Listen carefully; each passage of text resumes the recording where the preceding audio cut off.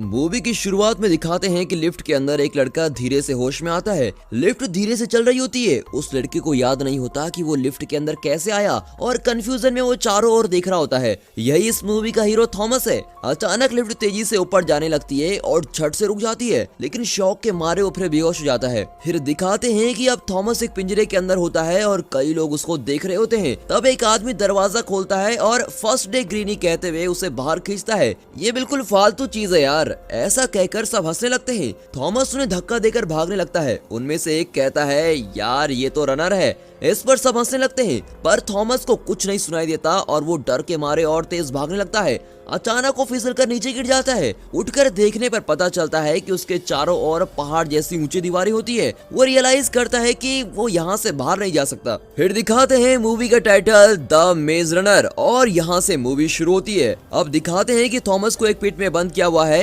एक आदमी उसके पास आकर कहता है अगर तुम ना भागने का वादा करो तो मैं ये दरवाजा खोल सकता हूँ। फिर वो दरवाजा खोलकर कहता है कि मेरा नाम एल्बे है, तुम्हारा क्या नाम है और तुम कहाँ से आए हो? थॉमस कहता है मुझे कुछ याद नहीं, पता नहीं मुझे क्या हुआ है, मैं एकदम ब्लैंक फील कर रहा हूँ। एल्बी कहता है कोई बात नहीं, शुरू में सबका यही हाल होता है। 2-3 दिनों में तुम्हें अपने बारे में सब कुछ याद आ जाएगा। तुम्हारी तरह कई लोगों को इस जगह पर बंद करके रखा हुआ है। फिर वो थॉमस को बाहर लेके जाता है और उसे कुछ झोपड़पट्टियां दिखाकर कहते हैं कि हम यहीं रहते हैं, यहीं सोते हैं और अपनी जरूरत की सारी सब्जियां वगैरह यहीं खेत में उगा के खा लेते हैं। बाकी की चीजें हमें बॉक्स में दी जाती है। थॉमस पूछता है ये सब कर कौन रहा है और तुम्हें बॉक्स कौन भेजता है? एल्बी कहता है ये तो मुझे पता नहीं, एक्चुअली यहाँ कुछ लोगों को पकड़कर दीवारों से बंद इस किले में रखा जाता है। इस किले को वो ग्लैड कहते हैं। उनकी जरूरत की चीजें एक बॉक्स में डालकर दी जाती हैं, बिल्कुल बिग बॉस की तरह। लेकिन यहाँ के लोगों को ना तो अपने पर्सनल डिटेल्स याद होती हैं और ना ही ये पता होता है कि इन्हें किसने यहाँ बंद किया है। इनकी मेमोरी पूरी तरह मिट चुकी होती है। तभी एक इनोसेंट दिखने वाला लड़का भागता हुआ आता है। एल्बे कहता है इसका नाम न्यूट है, जब मुझे कोई काम होता है तो यही इस जगह की देखभाल करता है।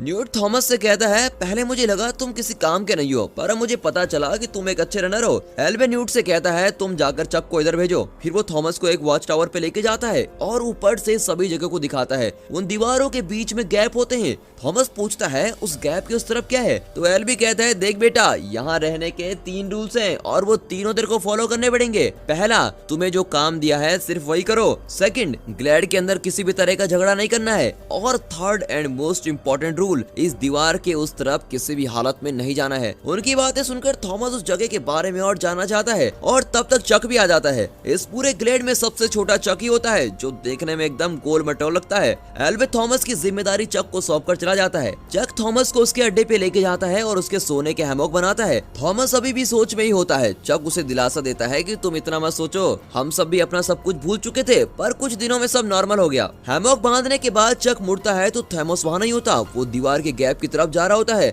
चक उसे आवाज देता है ओ भाई, लीडर की बात नहीं सुनी क्या आपने? वहाँ जाना मना है। तभी दीवार के उस तरफ से 2 लोग भाग कर आते हैं। अब थॉमस पूछता है तुम दोनों तो मुझे मना कर रहे थे जाने को, पर ये दोनों तो उस तरफ से आए हैं। चक बताता है कि ये दोनों रनर्स हैं और इन्हें मेज के बारे में सब कुछ पता है। दीवार के उस तरफ जाने के लिए मेज की जानकारी जरूरी है और रनर होना भी बहुत ही ज्यादा इम्पोर्टेंट है, इसलिए हम वहाँ नहीं जा सकते, पर ये दोनों जा सकते हैं। ये सुनकर थॉमस मेज के बारे में और भी इंटरेस्टेड हो जाता है। वो दीवार के पास जाता है और अचानक गैली नाम का एक आदमी उसे धक्का देकर कहता है तुम यहाँ नहीं आ सकते। थॉमस को बहुत ही गुस्सा आता है और उससे भिड़ जाता है, पर कुछ लोग उसे पकड़ लेते हैं। थॉमस चिल्लाता है कि तुम लोग मुझे टॉर्चर क्यों कर रहे हो? बताते क्यों नहीं कि दीवार के उस तरफ क्या है और मुझे उस तरफ जाने क्यों नहीं दिया जा रहा है? अचानक दीवार के उस तरफ से भारी आवाज के साथ हवा आती है। थॉमस घबरा जाता है। फिर उस गैप के दोनों तरफ की दीवारें दरवाजों की तरह बंद हो जाती है। गैली थॉमस से कहता है अगली बार मैं तुम्हें नहीं बचाऊंगा, समझे? फिर दिखाते हैं कि उस रात सभी कैंप फायर के चारों ओर नाच गा रहे होते हैं। थॉमस और न्यूट अलग बैठकर बातें कर रहे होते हैं। न्यूट कहता है लगता है तुम पहले दिन मौत के मुंह में चले गए, फिक्र मत करो यार, ये पी लो। थॉमस एक सिप लेता है तो थूक देता है और कहता है ये घटिया माल तुम खुद ही पियो, पर इतना बेकार ड्रिंक बनाया किसने है? न्यूट गैली की ओर इशारा करके कहता है और वही इसका सीक्रेट जानता है। फिर दोनों जोर से हंसने लगते हैं। फिर थॉमस पूछता है हम सब इस दीवार के अंदर ट्रैप किए गए हैं राइट? तब न्यूट कहता है उस आदमी को देख रहे हो, वही है मीनो जो रनर्स का लीडर है। रनर्स इस मेज से बाहर जाने का रास्ता ढूंढने की कोशिश कर रहे हैं और वे रोज मेज के बाहर जाते हैं और वहाँ का रास्ता और मोड़ याद करके वापस आते हैं। फिर वे अपनी मेमोरी से एक मैप बनाते हैं। लगभग 3 साल से वे मैप तैयार कर रहे हैं, पर अभी तक कोई भी रास्ता नहीं मिला। थॉमस पूछता है क्या 3 साल से एक मेज के बाहर का रास्ता नहीं ढूंढ पाए? तब वहाँ भारी आवाज आती है। न्यूट कहता है वो आवाज सुन रहे हो, यहाँ का मेज हर रोज रात को बदलता रहता है और इसीलिए वो बहुत ही खतरनाक है। रनर्स रोज मेज के अंदर जाते हैं और दीवारों के बंद होने से पहले लौट आते हैं। जो रात को मेज में फंस जाता है वो समझो कभी वापस ही नहीं आएगा। अब थॉमस पूछता है पर वहाँ है क्या? न्यूट कहता है वहाँ ग्रीवर्स हैं। इतना कहकर वो थॉमस के सवालों से तंग आकर दूसरी ओर चला जाता है। फिर दिखाते हैं कि गैली किसी से लड़ रहा होता है। वो थॉमस को भी लड़ने के लिए उकसाता है। थॉमस चुपचाप खड़ा होता है पर सभी उसे ग्रेनी ग्रेनी कहकर उकसाते रहे और कोई रास्ता न पाकर थॉमस उस सर्कल के अंदर चला जाता है। इस गेम में जीतने के लिए सामने वाले को सर्कल से बाहर हटाना होता है। थॉमस पहले जरा मार खाता है और गैली उसको चिढ़ाता है, अरे ग्रेनी इतनी जल्दी लुढ़क गए। अब थॉमस चिढ़कर कहता है मुझे ग्रेनी मत कहो। गैली उसे चिढ़ाने से बाज नहीं आता। थॉमस अपना सारा गुस्सा हाथ में समेटकर उसके मुंह पर मारता है और बदले में गैली भी थॉमस को पंच करता है। थॉमस नीचे गिर जाता है और तभी उसे अपना नाम याद आता है। वो सबको बताता है कि मेरा नाम थॉमस है और सब उसे थॉमस थॉमस कहकर चीर कर रहे होते हैं। अचानक दीवार से एक आवाज आती है जिसे सुनकर सब खामोश हो जाते हैं। तब गैली थॉमस से कहता है कि ये ग्रीवर्स की आवाज है, तुम डरो मत, वे दीवार के इस तरफ नहीं आ सकते। और फिर सब जाकर सो जाते हैं। फिर दिखाते हैं कि थॉमस को एक सपना आता है जिसमें वो किसी लैब में होता है और झट से उसकी नींद खुल जाती है। तब एल्बे उसका मुंह बंद करके उसे एक जगह पे लेके जाता है और कहता है ये जगह कितनी शांत है, पर पहले ऐसी नहीं थी। फिर हमने रूल्स बनाए कि हम आपस में नहीं लड़ेंगे और जब तक यहाँ हैं बिल्कुल पीसफुल जिंदगी बिताएंगे। अब तुम भी हमारे साथी हो इसलिए तुम्हें भी ये रूल्स फॉलो करने होंगे। फिर वो थॉमस को एक चाकू देकर दीवार पर अपना नाम लिखने को कहता है। उस दीवार पे कई नाम लिखे होते हैं और मरे हुए लोगों के नाम कटे होते हैं। थॉमस भी अपना नाम लिख लेता है। फिर दिखाते हैं कि थॉमस को पौधों की देखभाल का काम दिया जाता है और वो न्यूट को वहाँ से बचाने के कई आइडियाज देता है। उसका पहला आइडिया होता है कि दीवार के पार चढ़कर उस तरफ जाना। न्यूट कहता है इम्पॉसिबल है, हम ऑलरेडी ये ट्राई कर चुके हैं। नेक्स्ट आइडिया, हाँ यहाँ जो बॉक्सेस आते हैं उनमें बैठकर हम वापस जा सकते हैं। न्यूट इरिटेट होकर कहता है बच्चों तुम्हारे सारे आइडियाज हम ऑलरेडी ट्राई कर चुके हैं, तुम अपना विकिपीडिया बंद करो यार और अपने काम पे ध्यान दो। थॉमस चुप नहीं रहता और अपना दूसरा आइडिया बताने की जिद करता है पर न्यूट उसे रोक देता है और कहता है 3 साल से हम यहाँ पर फंसे हुए हैं, तुम्हें क्या लगता है 2-3 दिन में जो तुम्हें सूझा होगा वो हमें नहीं सूझा होगा, तुम जाओ और पौधों को पानी दो। थॉमस गुस्से में जंगल में खाद ढूंढने चला जाता है। फिर दिखाते हैं कि जंगल में एक आदमी ज़ॉम्बी की तरह खड़ा होता है। थॉमस पूछता है कहीं तुम बैन तो नहीं? अचानक बैन थॉमस पर झपटता है और उसका गला काटने की कोशिश करता है और कहता है ये सब तुम्हारी वजह से ही हुआ है। थॉमस उसे धक्का देकर हेल्प हेल्प चिल्लाता हुआ वहाँ से भागता है। फिर सब वहाँ आकर बैन से कहते हैं शांत हो जाओ बैन, तुम्हें क्या हुआ है? एल्बी उसकी शर्ट उठाकर देखता है तो उसकी पीठ पर काला निशान होता है। तब गैली कहता है कि इसे भी किसी ने काट दिया है। एल्बी कहता है बैन को जल्दी से पीठ में डाल दो। अब थॉमस को कुछ भी समझ नहीं आता कि यहाँ पर हो क्या रहा है। थॉमस एल्बी से पूछता है कि बैन को हुआ क्या है। एल्बी कहता है उसे डंक लग गई है और उसके शरीर में जहर फैलने लगा है, कुछ ही दिनों में वो अब ज़ॉम्बी बन जाएगा। पर उसने तुमसे क्या कहा था? थॉमस कहता है उसने कहा था कि वो मुझे जानता है और इन सारी प्रॉब्लम्स की जड़ मैं ही हूँ, पर मुझे समझ ही नहीं आता कि इन सब का कारण मैं कैसे हो सकता हूँ। एल्बी उसे दिलासा देता है कि तुम परेशान मत हो, जहर चढ़ने की वजह से वो कुछ भी बोल दिया होगा। वहाँ से चलते हुए थॉमस पूछता है कि अब बैन का क्या होगा? एल्बी कोई जवाब नहीं देता। फिर दिखाते हैं कि उस शाम को जब दीवार बंद हो रही होती है तो सब मिलकर बैन को दीवार के अंदर ढकेल देते हैं और बैन की कहानी यहाँ पर खत्म हो जाती है। फिर थॉमस बहुत ही डिस्टर्ब हो जाता है। फिर दिखाते हैं कि सोते हुए थॉमस को फिर से वही सपना आता है। वो एक लैब में होता है और उसे कुछ लोग घेरे हुए खड़े हैं। एक लड़की थॉमस कहकर पुकार रही होती है और बीच में व्हाइट सूट पहनी एक औरत कहती है कि विकेट अच्छा है। थॉमस झट से आंखें खोलता है, बाकी लोग आराम से सो रहे होते हैं। वो दीवार को खुलते हुए देखता है। उस दिन के रनर्स मीनो और एल्बी उस गैप के अंदर जाते हैं। थॉमस न्यूट से पूछता है एल्बी क्यों जा रहा है, वो थोड़ी ना रनर है। इस पर न्यूट कहता है वो बैन की हालत देखने के लिए जा रहा है।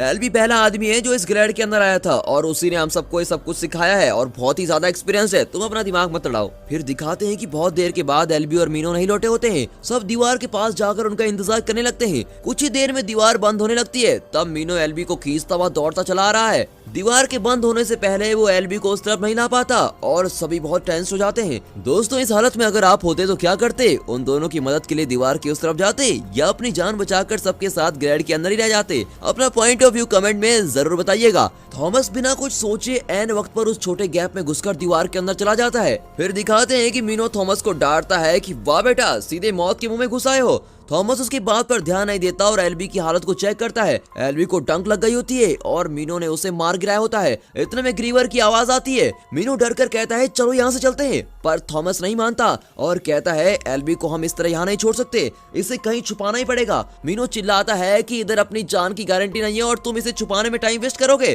कहते कहते दोनों एल्बी को दीवार पर लगे पौधों से बांध रहे होते हैं। तभी दूर किसी की परछाई दिखाई देती है। मीनो वहां से भागने की सोचता है पर थॉमस एल्बी को ठीक से बांध रहा होता है। अब वो रूप पास आ जाता है और एक ड्रावने स्पाइडर की तरह दिखता है। वो थॉमस के पास आ जाता है पर थॉमस दीवार के अंदर पौधों में छुप जाता है। ग्रीवर के जाते ही वो बाहर आता है और देखता है कि उसके पैर पर जेल जैसा कुछ होता है। वो उसे चेक करने वाला होता है कि इतने में उसके सर से ग्रीवर का जेल टपकने लगता है। थॉमस चौंक कर ऊपर देखता है, तब ग्रीवर सीधे उसके सर पर आ गिरता है। वो वहां से भागता है पर ग्रीवर लगातार उसका पीछा करता है। अब वहां का मेज भी चेंज होने लगता है, इसलिए थॉमस एक दीवार पर चढ़कर एक दूसरी दीवार पर कूद रहा होता है, पर कोई फायदा नहीं होता क्योंकि वहां की दीवार अब बंद हो रही होती है। मीनो किसी तरह भागकर उस दीवार को क्रॉस करता है। वो थॉमस को भी बुलाता है पर थॉमस ने ग्रीवर के लिए अलग ही प्लान बनाया होता है। ग्रीवर के पास आने तक वो इंतजार करता है और दीवार के बंद होने से एक सेकंड पहले वो गैप में घुसकर मीनो के पास आ जाता है। ग्रीवर उसका पीछा करते हुए उसी गैप से निकलने की कोशिश करता है पर वो नहीं आ पाता और इस तरह बंद होती दीवार के बीच उसकी चटनी बन जाती है। फिर दिखाते हैं कि अगली सुबह ग्लैड के सभी लोग दीवार के पास खड़े होकर उनका इंतजार कर रहे होते हैं। तभी दीवार के उस तरफ से थॉमस, एल्बी और मीनो की मस्त एंट्री होती है। ग्लैड के लोग खुशी से झूम उठते हैं। सब थॉमस से ग्रीवर के बारे में पूछते हैं कि वो कैसा है, कैसा दिखता है। वो कहता है मैंने ग्रीवर को देखा। तब मीनो बताता है कि इसने देखा ही नहीं, इसने ग्रीवर को जान से भी मार दिया। फिर दिखाते हैं कि रूल्स ब्रेक करने के जुर्म में थॉमस पर इंक्वायरी चलती है। मीटिंग का लीडर गैली होता है जिसके लिए रूल्स सबसे बढ़कर हैं। इस वजह से थॉमस के साथ उसकी आर्गुमेंट हो जाती है। गैली कहता है कि थॉमस को सजा मिलनी चाहिए पर मीनो थॉमस की सपोर्ट करता है और कहता है इसने बड़ी होशियारी और हिम्मत के साथ एल्बी की जान बचाई और एक ग्रीवर को भी मार दिया है, इसे रनर बनना चाहिए। तभी दीवार से एक आवाज आती है। बिग बॉस में नए कंटेस्टेंट की एंट्री पर जो म्यूजिक चलता है ना और हाउस के बाकी लोग उसका स्वागत करते हैं। इसी तरह ग्लैड के लोग भी दीवार के पास जाते हैं। इस बार एक बॉक्स होता है, उसके अंदर लड़के की बजाय एक लड़की होती है। आप समझ गए ना, या मुझे ही समझाना पड़ेगा कि यही इस मूवी की हीरोइन है। एनीवे, हीरोइन का नाम है टेरेसा। उसके हाथ में एक लेटर होता है, उसमें लिखा होता है कि यही है लास्ट बॉक्स, इसके बाद कुछ भी नहीं भेजा जाएगा। इतने में वो टेरेसा होश में आती है और थॉमस का नाम लेकर फिर से बेहोश हो जाती है। सब थॉमस को देखने लगते हैं पर थॉमस कंफ्यूज होकर खड़ा रहता है। थॉमस पास जाकर उसे देखता है पर वो अभी भी बेहोश होती है। न्यूट पूछता है कि क्या तुम इस लड़की को जानते हो? थॉमस ना में जवाब देता है और वहाँ से चला जाता है। मीनो उसका पीछा करता है और उसे मेज के अंदर जाने से रोककर कहता है दिमाग फिर तो नहीं गया तुम्हारा? अभी तो जान बचाकर आए हो और वापस मरने की इतनी जल्दी क्यों है? थॉमस डट कर कहता है देखो, इतने साल से किसी ने ग्रीवर को नहीं देखा और हम उन्हें देख भी चुके हैं और उनमें से एक ग्रीवर को मार भी चुके हैं। हमें पता लगाना होगा कि ये खेल कौन खेल रहा है। तुम्हें नहीं आना तो मत आओ, मैं तो जरूर जाकर पता लगाऊंगा। मीनो भी ग्लेड में रहकर तंग आ चुका होता है और वो थॉमस की बात मान जाता है। पर प्रॉब्लम ये थी कि ग्लेड का पहला मेंबर एल्बी घायल हो चुका है और किसी भी रनर का मेज के अंदर जाना सेफ नहीं था। इसलिए ग्लेड के लीडर्स ने रनर को वहां जाने से मना किया था। पर उस फैसले के खिलाफ मीनो और उसके कुछ साथियों को लेकर थॉमस मेज के अंदर चला जाता है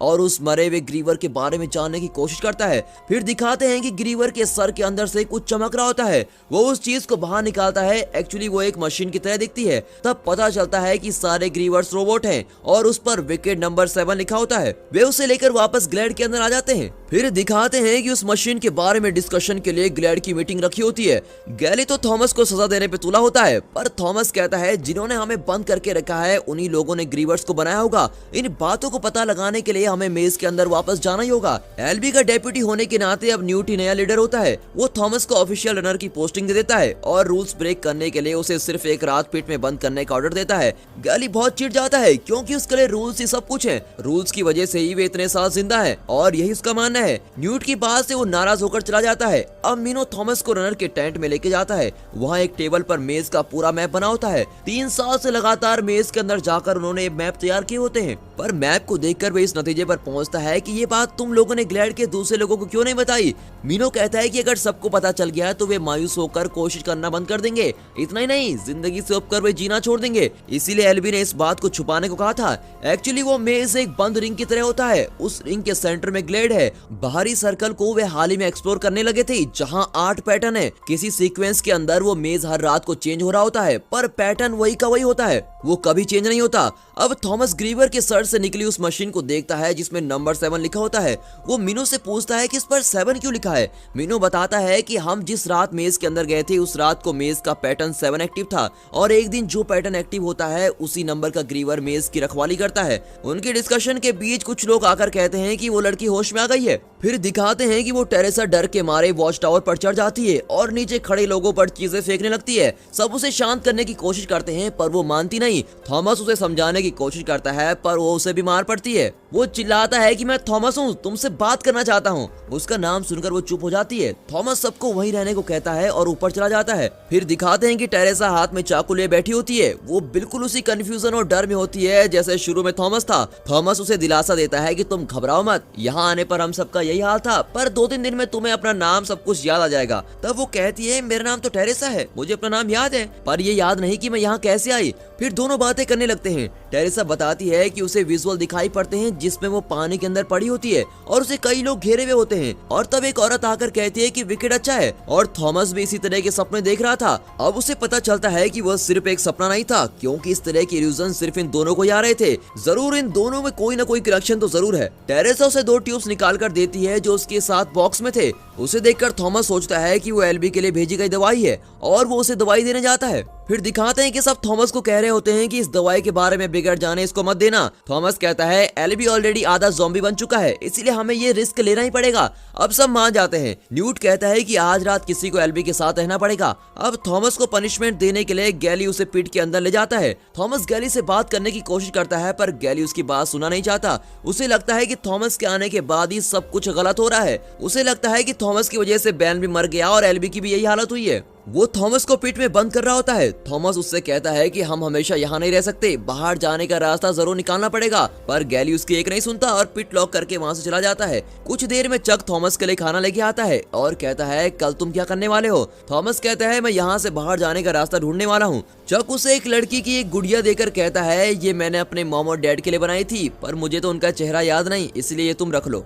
थॉमस गुड़िया वापस करके कहता है हम सब जल्द यहाँ से निकल जाएंगे, तुम घबराओ मत। फिर दिखाते हैं कि अगली सुबह दीवार के खुलते ही मीनो और थॉमस जल्दी से मेज के अंदर भाग जाते हैं। वे मेज के लास्ट सर्कल पर पहुंच जाते हैं। वहाँ लोहे के बड़े बड़े दरवाजे रखे होते हैं। मीनो बताता है कि ये ब्लेड हैं। फिर वे आगे चले जाते हैं। एक पॉइंट पर आगे का रास्ता नजर नहीं आता। तब उस मरे हुए ग्रीवर की मशीन से बीप साउंड आता है। वे उसे अपना कंपास बनाते हैं और उसका बीप फॉलो करते हैं। वे सीधे एक दीवार की ओर पहुंचते हैं जहां से आगे का कोई रास्ता नहीं होता। अब दोनों मायूस होकर रुक जाते हैं। तभी उस मशीन की रेड लाइट ग्रीन हो जाती है। तब वो दीवार दरवाजे की तरह खुलती है और दोनों उसके अंदर जाते हैं। थॉमस पूछता है इससे पहले क्या तुमने ऐसी जगह देखी थी। मीनो कहता है कि मैं ये जगह पहली बार देख रहा हूँ। और चलते चलते दोनों एक ब्रिज जैसी जगह पर पहुंचते हैं। ब्रिज के उस तरफ एक दरवाजा होता है और दोनों के वहाँ पहुंचते ही उन्हें ग्रीवर समझकर वहाँ की मशीन स्कैन करने लगती हैं। एक दूसरे को ताकते हुए दोनों खड़े रहते हैं। तभी मशीन का अलार्म बजने लगता है, क्योंकि ये लोग तो ग्रीवर्स होते ही नहीं। और अगले ही सेकंड सारे दरवाजे बंद होने लगते हैं और बड़ी बड़ी दीवारें टूटकर गिरने लगती हैं।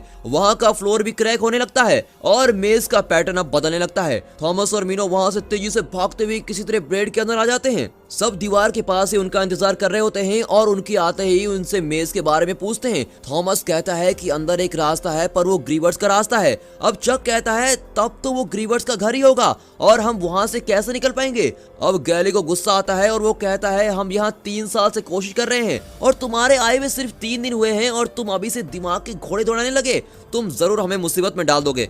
थॉमस उससे आर्ग्यू करता है कि 3 साल से तुमने ग्रीवर्स को देखा भी नहीं, लेकिन मैंने 3 दिनों में एक रास्ता भी ढूंढ निकाला। तब टेरेसा आकर कहती है तुम दोनों झगड़ा बंद करो, एबी अब आंखें खोल चुका है। फिर दिखाते हैं कि सब एल्बी को देखने जाते हैं। वो एकदम खामोश बैठा होता है। उसे देखकर थॉमस खुश हो जाता है और कहता है कि हमने बाहर का रास्ता ढूंढ लिया है। पर एल्बी मायूस आवाज में कहता है कि हम यहाँ से नहीं बच सकते, वे हमें बचने नहीं देंगे। फिर दोनों एक दूसरे को ताकने लगते हैं।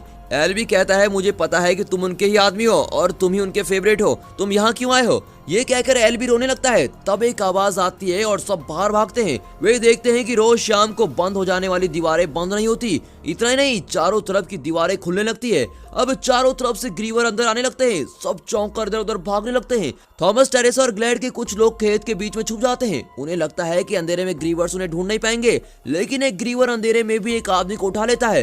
ये जानकर वे वहां से भागने लगते हैं। फिर दिखाते हैं कि गैली और उसके 3 साथी बॉक्स के अंदर जाकर दरवाजा बंद कर लेते हैं। तभी एक और आदमी वहां आकर चिल्लाता है कि गैली दरवाजा खोलो। जब गैली दरवाजा खोलता है तो एक ग्रीवर उसे पकड़ के ले जाता है। फिर दिखाते हैं कि थॉमस एल्बी के पास जाकर वहां के सभी लोगों को एक घर के अंदर लेके जाता है। ग्रीवर्स उनका पीछा करते हुए आते हैं। लकड़ी का घर ग्रीवर्स की ताकत के आगे टिक नहीं पाता। ग्रीवर्स घर तोड़कर एक आदमी को लेके जाते हैं। इतने में एक ग्रीवर चक को पकड़कर खींचने लगता है। थॉमस और कुछ उसके साथी चक को इस तरफ खींचने लगते हैं। एल्बी वहां की चीजों से ग्रीवर को अटैक कर रहा होता है। अब ग्रीवर चक को छोड़कर एल्बी को खींचकर लेके जाते हैं। कुछ देर में ग्रीवर चले जाते हैं। अब सब बाहर आते हैं तो देखते हैं गैली थॉमस को पीटने लगता है और चिल्लाता है कि देख लिया तुमने, इतने लोग तुम्हारी वजह से मरे हैं। बाकी लोग उसे रोकते हैं पर वो चुप नहीं रहता और कहता है एल्बी की बात तुम लोग भूल गए, ये थॉमस ही सब कुछ कर रहा है। जहर के चढ़ने से एल्बी की याददाश्त वापस आ गई होगी। एल्बी की बातों से थॉमस भी कंफ्यूज था। उसके हाथ में ग्रीवर का जहरीला डंक चिपका होता है। वो जानना चाहता है कि आखिर एल्बी भी उसे अपना दुश्मन क्यों मान रहा है और डंक लगने से वो कैसी मेमोरी है जो वापस आ जाती है। इन सब बातों को जानने के लिए वो उस डंक से खुद को छुपा लेता है।